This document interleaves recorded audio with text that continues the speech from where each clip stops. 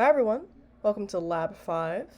This time around, we'll be talking about your assignment, which, believe it or not, is making a video. What I want to achieve in this video in particular is to just give a brief overview to the assignment, as well as show you guys some tools you may want to use while you're making your videos. The general idea here is you guys have read a bunch about research methods topics as well as ethics as it relates to cognitive psychology. What we want you to do is to pick one of those topics and present the information related to it in a roughly 1.5 to 3 minute video, which you will upload to either YouTube or Google Drive. So in terms of the audience you're going to want to make your video for, you want to keep in mind sort of people who might not know a bunch about the topic that you're choosing, but would likely be students in a psychology class. I do want to point out that we have some submissions from past students, which are great, and I highly recommend that you avail yourself to those videos, just sort of give you a baseline for how you may want to structure your content. In regards to structuring content, I will highlight that there have been two main approaches to doing this.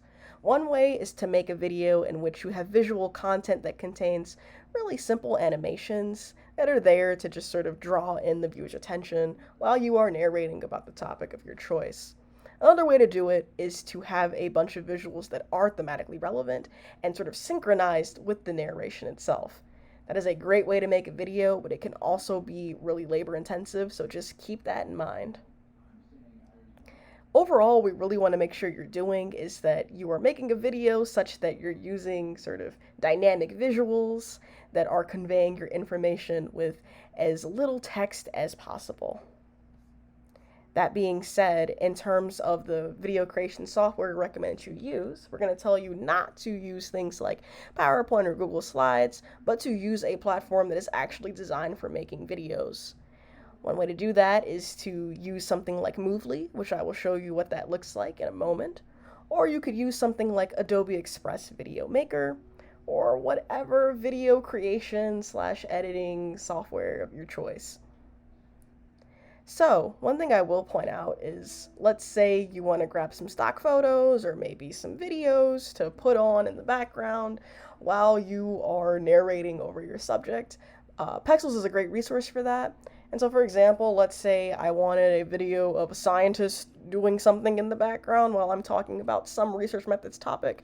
I could look that up and grab any of these videos. Let's say this one strikes me, and I decide, oh, I want to include this clip of this person writing this equation.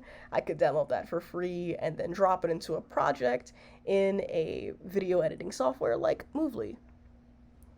If you decide to use Movely, it'll look a little bit like this when you make a project. And if I click on Edit, that'll open up the studio here, in which, if I go back for a quick second, you can see I can grab clips that are provided by Movely, or I can grab sort of some stock images, I can grab some stock videos, I could put some music in the background if I so choose.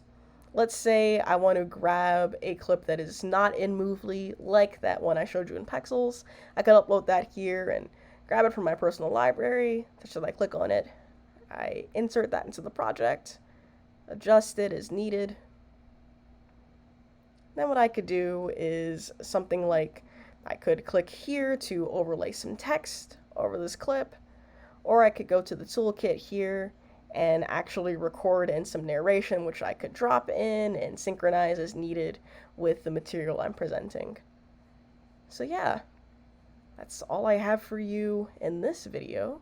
Hopefully, making a video is a fun assignment. I think it should be enjoyable. And as always, if you have any questions about anything, feel free to shoot me an email or ask when we are in lab.